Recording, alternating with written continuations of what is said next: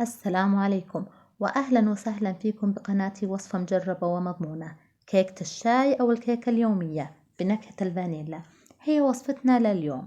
أسرع وأسهل وأطيب كيكة هشة ورائحتها كثير طيبة. بتمنى منكم تجربوها وتعطوني رأيكم، وكمان بتمنى منكم دعم قناتي والاشتراك فيها. بسم الله نبدأ خطوة بخطوة.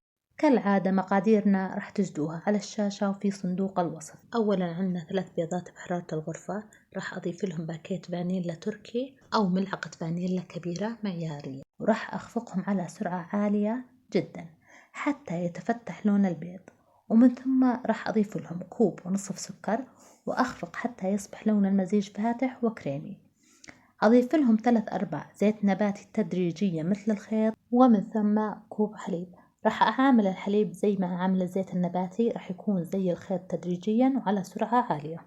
وهلا صار المزيج معنا لونه أبيض وخفيف، وراح نبدأ بإضافة الطحين.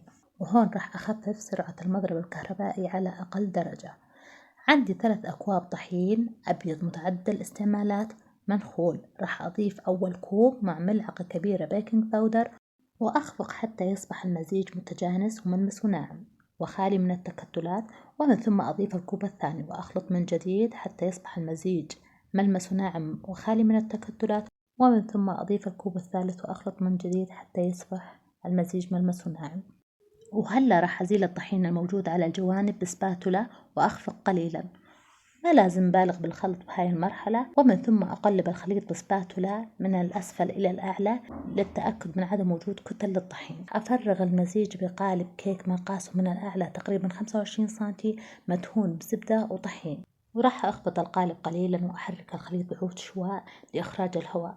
ومن ثم أضع القالب على الرف الأوسط في فرن محمى مسبقا على حرارة 180 لمدة 45 دقيقة. وهذا شكل القالب لما طلعناه من الفرن بعد 45 دقيقة. راح أتركه من 5 ل10 دقايق يرتاح بالقالب، ومن ثم أقلبه. ولما أقلب الكيك دائما أنا أضع على الطبق ورق عادي أو زبدة علشان ما يرطب الكيك. وممكن تقدموه زي هيك أو ترجعوا تقلبوه بالشكل هذا، أنا بصراحة أفضل الشكل هذا. بعدين أرجع وأغطي الكيك بقماش قطني عشان يضل رطب وما يجف من الهواء حتى تصير حرارته بحرارة الغرفة. وهاي كيكتنا أحلى كيكة هشة وطرية وارتفاعها 10 سنتي وريحتها عبت كل البيت، والأكيد رح نقدمها مع الشاي ونفرح صغار فيها. وإذا عندكم أي ملاحظات يا ريت تكتبوها في التعليقات، رح أرد عليكم إن شاء الله.